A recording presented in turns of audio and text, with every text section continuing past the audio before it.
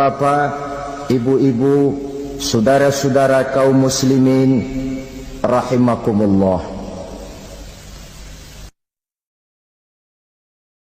Di dalam kehidupan kita sebagai seorang muslim, minimal 5 kali dalam sehari semalam kita mendengar seruan untuk mendirikan solat yang disebut azan.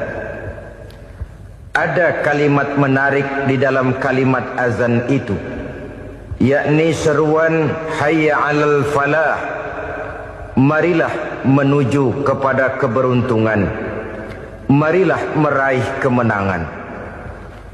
Seruan ini adalah kecenderungan dari setiap manusia, apapun warna kulitnya. Artinya, setiap orang dalam hidup selalu ingin meraih dan mencari kemenangan. Kemenangan akan melahirkan kepuasan batin, dan kepuasan batin memberikan kebahagiaan. Sedangkan kekalahan melahirkan penderitaan batin, dan penderitaan batin menjerumuskan seseorang di dalam berbagai bentuk kerugian. Jikalau inilah seruan azan, maka masalahnya ialah apa yang menyebabkan kita meraih kemenangan. Al-Quranul Karim memberikan tuntunan dan ajaran kepada kita bahwa orang-orang yang memperoleh kemenangan itu tidak lain adalah orang-orang yang bertakwa. Hanyalah mereka yang bertakwa kepada Allah Subhanahu wa ta'ala pada akhirnya akan tampil sebagai pemenang. Lalu siapa orang yang bertakwa itu? Dijelaskan dalam awal-awal Al-Baqarah, orang yang bertakwa yang akan meraih kemenangan. Pertama, allazina yu'minuna bil ghaib, yaitu orang-orang yang beriman kepada yang gaib. Percaya bahwa ada alam yang gaib, alam yang abstrak, alam yang tidak bisa dijangkau oleh salah satu daripada panca indera kita. Mereka percaya dan beriman kepada adanya malaikat, beriman kepada adanya iblis dan jin, beriman kepada adanya alam kubur, beriman kepada adanya alam mahsyar, beriman kepada adanya alam akhirat, beriman kepada adanya surga dan neraka. Beriman bukan cuma sekedar beriman dalam ucapan bibir saja, tetapi beriman yang nilai iman itu mampu mewarnai gerak dan gaya hidupnya. Iman yang meresap sampai ke tulang sumsum, kemudian memberikan dampak positif di dalam kehidupan manusia. Alam, kita tahu, adalah sesuatu yang selain Allah, dan Allah bukanlah alam. Apapun namanya selain daripada Allah, itu adalah alam. Alam pada hakikatnya terbagi menjadi dua. Ada alam syahadah, alam nyata, alam konkret, alam yang bisa dijangkau oleh salah satu indera kita. Kemudian ada alam ghaib, alam yang tidak bisa dijangkau oleh panca indera kita, alam metafisika, alam abstrak, alam yang wajib kita imani keberadaannya. Kita percaya bahwa malaikat itu ada. Kita percaya kepada jin, bahwa jin itu ada. Kita percaya kepada adanya iblis dan setan. Bukan percaya kepada iblis dan setannya, percaya bahwa iblis dan setan itu ada. Itu termasuk salah satu daripada sifat orang yang bertakwa kepada Allah. Saudara-saudara kaum muslimin rahimakumullah, kecenderungan pembangunan yang lebih bersifat materialistis biasanya menggeser aspek kehidupan rohani. Orang berpikir empiri, dan dalam pola pikir yang demikian, maka alam gaib tidak lagi mendapat perhatian. Aspek kehidupan yang bersifat rohaniah malah mulai ditinggalkan. Akibatnya terjadilah kepincangan di dalam kehidupan kita. Pernah ada satu pengalaman pribadi dalam perjalanan kembali ke tanah air. Dalam pesawat di sebelah kanan saya duduklah seorang Jerman, namanya Heiner Simonsen. Iseng saya ajak kenalan, saya ajak ngobrol, saya tanya dia. Saya bilang, Mas Heiner ini, kalau pesawat yang kita tumpangi ini jatuh ke bawah, kira-kira apa yang bakal terjadi, Mas? Dia bilang, kita semua akan mati. Begitu? Iya. Oke. Apa itu mati? Tanya saya. Dia bilang, untuk tahu apa itu mati, kita harus tahu lebih dahulu apa itu hidup. Saya pikir nih bule bisa ngomong juga. Baiklah kata saya. Apa hidup menurut Anda itu? Oh, hidup itu dia bilang, kalau seluruh anggota badan kita bekerja secara normal, paru-paru memompa darah secara normal, jantung berdetak secara normal, sel-sel tubuh bekerja secara fit, dan organisme tubuh hanya mau bekerja secara normal, dia bilang, kalau kita memberi makan yang cukup, menu yang teratur, dan gizi yang lengkap. Saya bilang, kesimpulannya apa, Ner? Dia jawab, hidup adalah dari tangan ke mulut. Life is from the hand to the mouth, kata dia. Hidup adalah dari tangan ke mulut. Jadi masalah hidup tidak lebih daripada masalah isi perut. Orang pergi pagi, pulang sore, peras keringat, banting tulang, perut yang dibelain. Saya bilang, you are wrong. Sampean salah, Ner. Kamu orang Islam bukan? Bukan. Pantas. Kenapa saya salah? Dia bilang. Ya jelas salah. Salahnya di mana? Kamu ini manusia. Kalau hidup cuma dari tangan ke mulut, saya bilang, kambing di kampung saya juga begitu pikirannya, Ner. Itu kambing di kampung saya, asal perutnya kenyang, sudah hidup dia. Perkara besok bagaimana, lusa prospeknya macam mana, bulan depan ada apa, kambing nggak pernah mikir. Di kampung saya kambing juga pikirannya begitu. Kamu Kristen ya? Tadinya. Loh kok tadinya, lalu apa sekarang kamu ini? Dia bilang, sekarang saya netral. Saya tidak beragama, tapi saya percaya kepada Tuhan sebagai pencipta alam. Saya ingat benar dia bilang, I haven't any religious, but I believe to God as the creator of the world. Kenapa bisa netral begitu, Ner? Habis saya bingung katanya. Islam bilang Islam baik, Kristen bilang Kristen baik, Hindu Buddha bilang Hindu Buddha baik, semua agama baik. Saya netral sekalian, nggak beragama. Yang penting saya percaya kepada Tuhan. Saya bilang, Ner, kamu ini kayak orang mau beli celana. Lalu bingung. Yang satu bilang Levi's bagus, yang satu bilang Blue Jean hebat, yang satu bilang Wool England hebat. Celana ini hebat, celana itu bagus, celana ini hebat. Semua celana bagus, kamu bingung. Akhirnya netral, tidak pakai celana. Itu juga salah.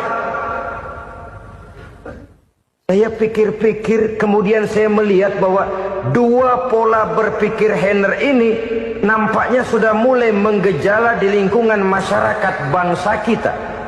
Disadari atau tidak, secara jujur kita harus berkata, dua pola pemikiran Heiner ini mulai berkembang di tengah masyarakat bangsa kita. Pertama, pola pikir materialisme. Hidup adalah dari tangan ke mulut. Masalah hidup tidak lebih masalah isi perut. Itu yang perlu dibela, dan disitulah arti kehidupan. Pergi pagi, pulang sore, peras keringat, banting tulang untuk mempertahankan perut. Kalau sudah kemari cara orang berpikir, maka buat apa percaya kepada yang gaib? Untuk apa sholat? Untuk apa puasa? Untuk apa zakat? Untuk apa menghadiri majelis taklim? Tanpa kepercayaan kepada yang gaib, hidup berjalan menurut alur empiris dan materialis. Kalau sudah ke sana cara orang berpikir, biasanya orang lalu cenderung menghalalkan segala cara. Hanyalah orang yang percaya bahwa akhirat ada. Hanyalah orang yang percaya bahwa alam kubur itu ada. hanyalah orang yang percaya bahwa malaikat itu ada, hidupnya akan lebih terarah dan terkendali. Karena kepercayaan kepada yang gaib, yang merupakan fase daripada kehidupan setelah hidup yang sekarang ini, mewarnai gerak pribadi seseorang di dalam dia melakukan kegiatan hidupnya. Pola berpikir materialisme, disadari atau tidak, mulai menggejala di lingkungan masyarakat bangsa kita. Hidup tidak lebih dari urusan tangan ke mulut, mulut ke tangan, tangan ke mulut. Asal perut sudah kenyang, hiduplah sudah. Perkara bagaimana prospek hari yang akan datang, bagaimana akhirat, tidak jadi persoalan. Ini yang oleh Nabi diperingatkan, ad-dunya sijnul mu'min wa jannatul kafir. Dunia adalah penjara bagi orang beriman dan surga bagi orang kafir. Dulu di zaman Belanda hadis ini pernah disalah tafsirkan, disalah artikan, digunakan sebagai senjata untuk mengkebiri dan membuat impoten umat Islam. Sudahlah umat Islam gak usah macam-macam, kata Belanda. Dunia ini kan penjara buat orang Islam, surga buat orang kafir. Di penjara jangan bertingkah.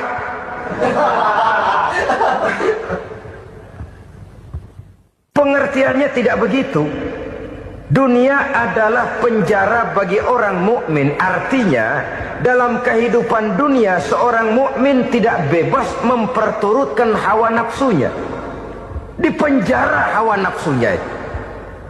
Sebaliknya surga bagi orang-orang kafir. Buat orang kafir surgalah dunia ini.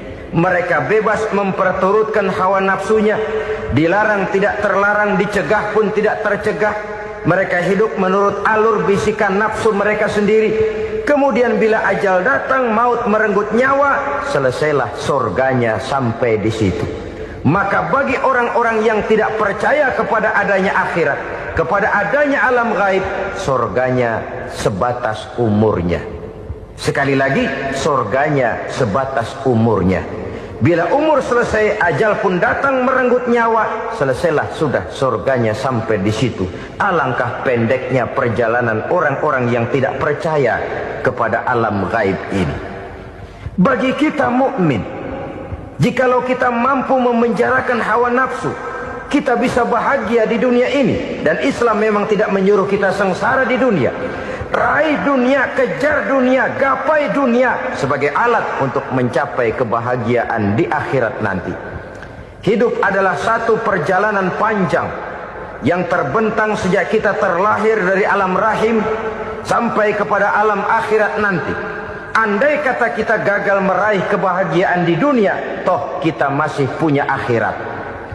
Tapi jangan jadi dalil yang melemahkan semangat. Biarin dah kita di dunia kebelangsak, yang penting akhirat. Akhirnya dunia benar-benar kebelangsak. Bagaimana dunia ini bisa kita raih, dan bagaimana meraih dunia untuk menunjang kepentingan akhirat nanti. Yang kedua, dari pikiran Heiner yang saya lihat menggejala di lingkungan masyarakat bangsa kita, timbulnya manusia-manusia netral. Seolah-olah Tuhan yes, agama no. Sama Tuhan percaya, agama ogah. Tuhan ngangguk, giliran agama godeng. Padahal hampir dalam setiap ayat dalam Quran, kata-kata amanu biasanya bergandeng dengan wa amilus sholihat. Iman dan amal soleh. Ini sebagai isyarat Tuhan dan agama jangan pernah dipisah-pisah. Apabila kita bertuhan, maka kita harus beragama. Apabila kita beragama, maka agama itu harus bersumberkan dari Tuhan yang kita imani itu. Tidak mungkin kita pisah, Tuhan yes, agama no. Sama Tuhan percaya tapi agama bikin sendiri. Sembayangnya cukup bengong 2 jam madep ngulon.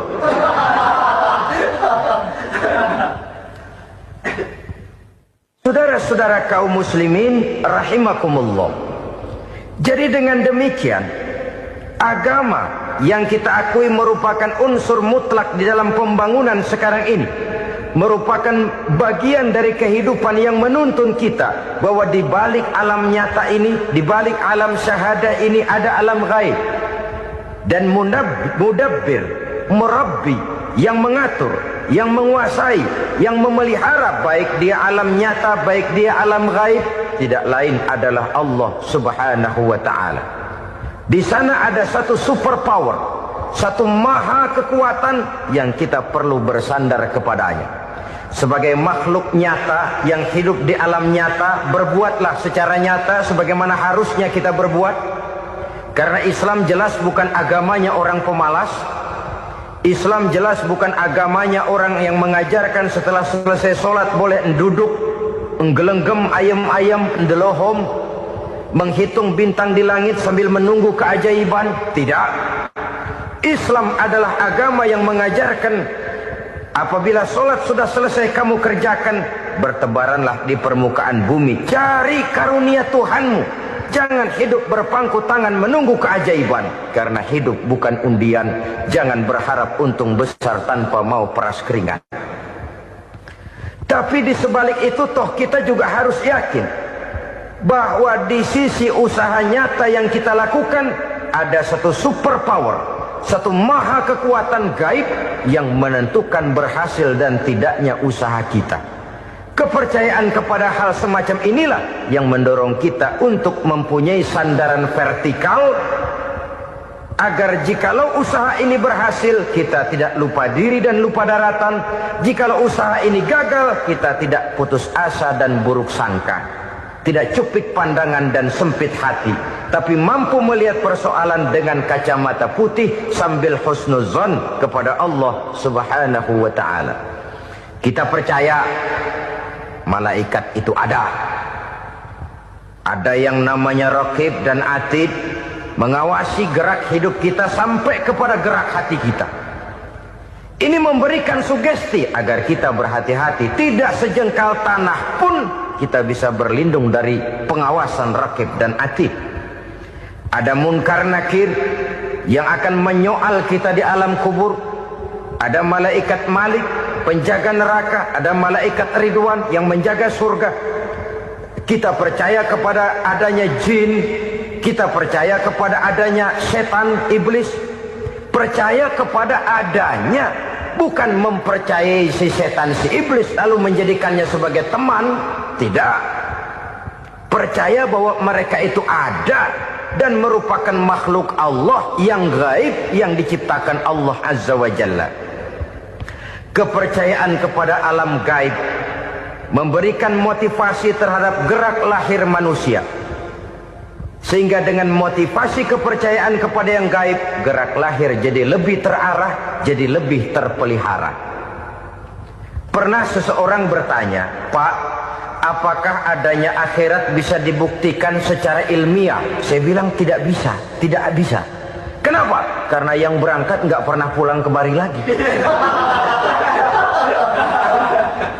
Kalau dia pulang kemari bisa kita tanya bagaimana enak di sono. Cuma secara moral saya katakan, lebih beruntung orang yang percaya kepada akhirat daripada yang tidak.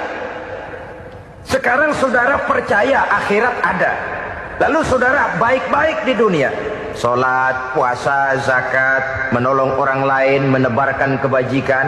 Saudara mati, andai kata akhirat tidak ada, toh dalam hidup saudara sudah berbuat baik. Paling tidak nama saudara akan dikenang sebagai orang baik. Sebaliknya, saudara percaya, kata saya, bahwa akhirat tidak ada, lalu hidup semau-maunya, tenggelam dalam maksiat dan munkarat, menentang Allah, tidak mau ruku dan sujud. Lalu saudara mati, kemudian akhirat ada. Ayo, mau apa? Bekal tidak punya. Jadi secara moral lebih beruntung orang yang percaya kepada adanya akhirat daripada yang tidak percaya. Dan itu alam gaib yang tidak bisa dibuktikan secara eksat. Jangankan untuk membuktikan seperti itu, dalam kehidupan sehari-hari saja yang kita rasakan tidak selalu berbentuk toh. Angin, bagaimana sih bentuknya angin? Kita tidak tahu. Merah, buktinya kalau dikerok merah. Yang merah itu kulit, yang kulit kita bukan anginnya. Sakit, rasa sakit itu ada, tapi bagaimana bentuk sakit kita nggak pernah tahu. Kalau kita makan cabai pedas, bagaimana bentuk pedas itu tidak ada, tapi rasa ada. Bentuk pedas hijau, cabainya bukan pedasnya. Tidak semua yang kita rasakan bisa kita gambarkan dalam bentuk yang konkret. Oleh karena itu, sekali lagi bahwa kepercayaan kepada alam yang gaib mampu memberikan satu sugesti yang menata kehidupan seseorang lebih lurus, lebih terarah, dan lebih terkendali. Maka wajar kalau kepercayaan kepada yang gaib mengantarkan seseorang untuk meraih kemenangan. Kenapa? Dia percaya kepada yang gaib, bahwa akhirat ada, bahwa alam kubur ada, bahwa pertanggungan jawab itu ada. Maka dia lalu tidak hidup saenae udele dewe gitu loh. Tidak hidup menurut seleranya sendiri, terarah, teratur. Ini cirinya yang pertama. Orang bertakwa yang akan meraih kemenangan, mereka beriman, mereka percaya kepada yang gaib. Bahkan hal-hal konkret saja selalu berangkat dari yang gaib. Saudara-saudara, para remaja, para pemuda sekarang ini tidak pernah tahu toh siapa yang akan jadi teman hidup saudara. Kita bisa saja ngerancang, mentargetkan, tapi toh akhirnya yang namanya jodoh bukan kekuasaan kita. Rezeki di luar kemampuan kita. Begitu juga ajal. Maut, jodoh, ajal adalah contoh-contoh konkret bahwa pada akhirnya yang gaiblah yang menentukan. Bertahun-tahun ngelancong, emang jodoh seret, nggak jadi.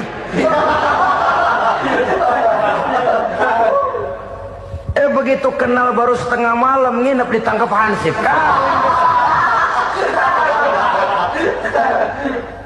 Hal-hal semacam itu kadang-kadang kita berpikir suuzon, gilet, perempuannya cakep banget, lakinya rebek amat.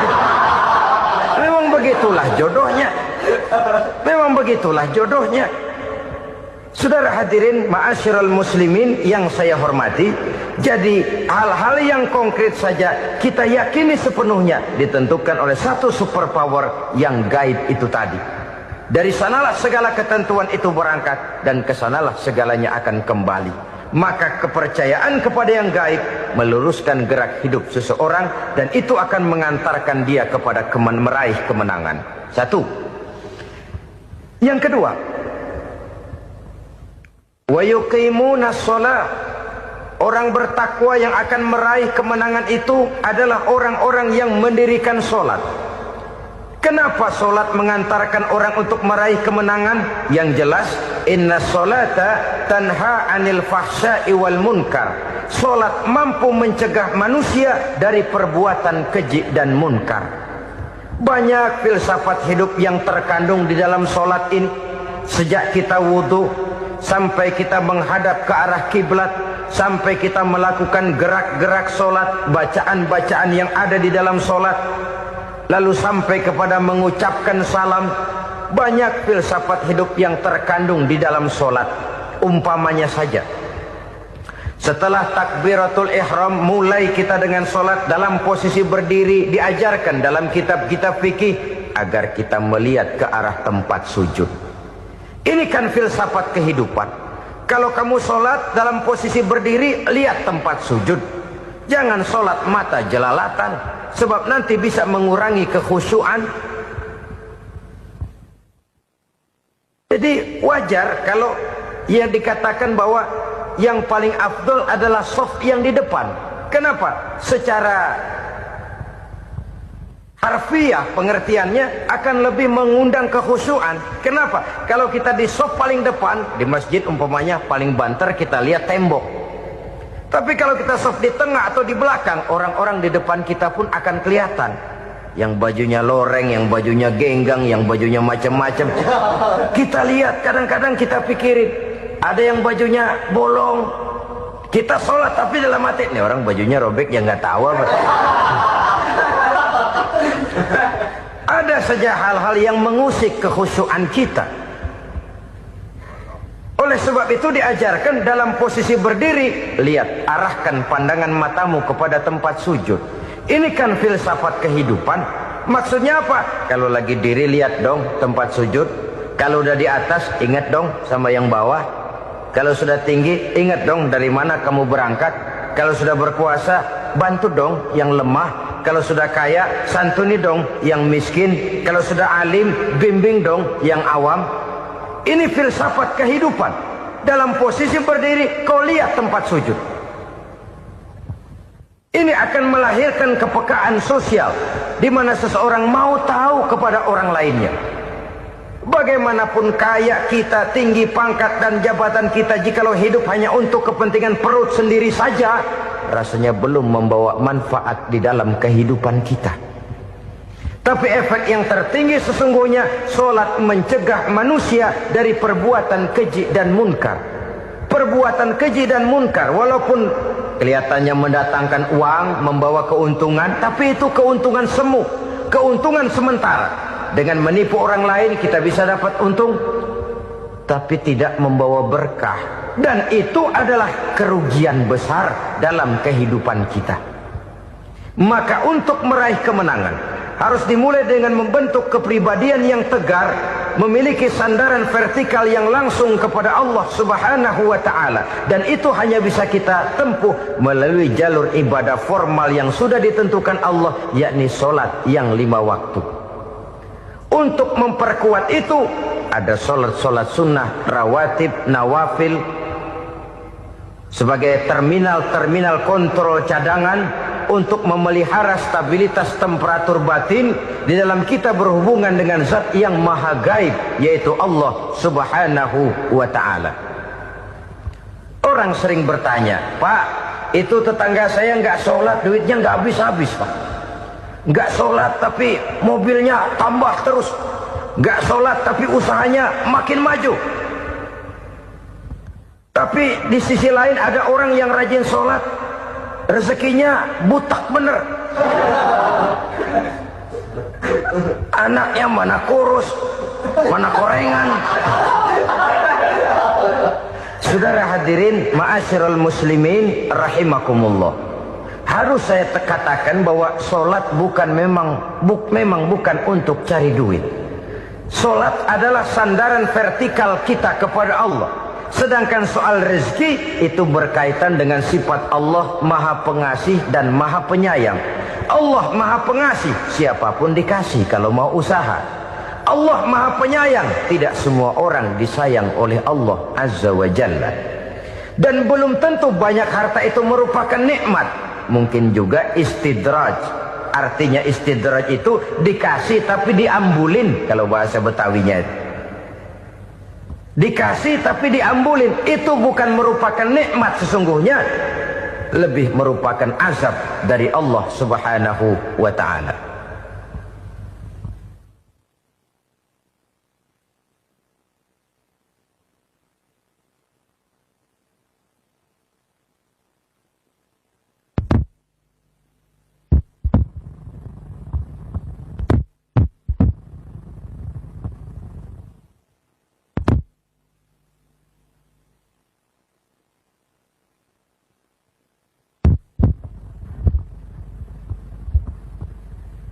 Agama mempunyai sistem solat, dan kita umat Islam telah dituntun oleh Allah Subhanahu wa ta'ala yang wajibnya 5 kali dalam sehari semalam mendirikan solat, dan itu tentu berada dalam jangkauan kemampuan manusia. Pada awalnya barangkali kita memang merasa solat itu satu kewajiban, tapi semakin kita hayati makna, manfaat dan filsafat yang terkandung di dalam ajaran solat, semakin sampai kita kepada keyakinan bahwa solat adalah keperluan kita. Sehingga pada waktu tertentu dinilai puncaknya, kita tidak lagi akan berkata saya wajib solat, tapi kita akan berkata saya perlu solat. Kalau kita sudah merasakan itu adalah keperluan kita, nah di sanalah kita baru akan merasakan ruginya kalau hal itu tidak kita laksanakan. Sepanjang kita masih berkata saya wajib sholat, kita akan lebih merasakan dia sebagai beban ketimbang sebagai keperluan. Yang jelas Allah tidak memerlukan ibadah yang kita laksanakan ini. Dengan kata lain, andai kata satu dunia penuh ini orang tidak ada yang sholat satu pun, Allah tidak akan turun dari jabatan Tuhan. Jangan lalu berpikir kalau kita ngambek se-RW kagak sembahyang Tuhan tekor kali ini ya. Tentu tidak. Itu perlunya kita, bukan perlunya Allah. Dan pada induknya kita akan berkata, saya perlu agama. Kalau secara induk kita sudah memerlukan agama, maka konsep-konsep yang ada di dalam ajaran agama itu pun adalah juga merupakan keperluan kita. Baik dia bernama sholat, baik dia bernama puasa, baik dia bernama zakat, baik dia bernama haji, seluruhnya adalah keperluan kita. Dan sesuatu yang kita perlukan apabila tidak kita laksanakan akan melahirkan kerugian di dalam